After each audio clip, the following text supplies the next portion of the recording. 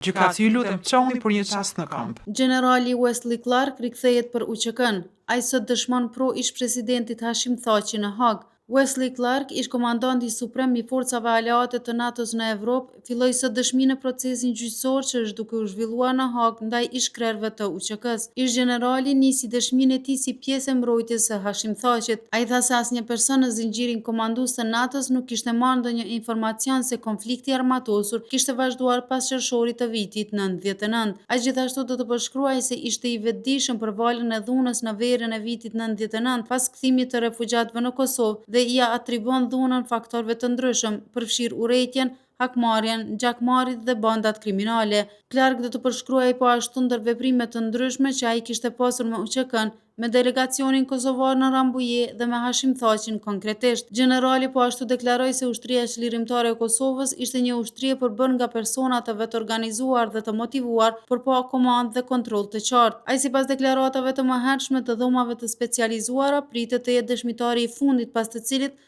procesi do të kalojë në fazën përfundimtare përpara shpalljes së vendimit nga trupi gjykues. Komandanti Clark drejtoi fushatën e bombardimeve të NATO-s në Serbi në vitin 1999 dhe pritet të jetë dëshmitari i kyç në procesin gjyqësor të Thaçit dhe të tjerëve.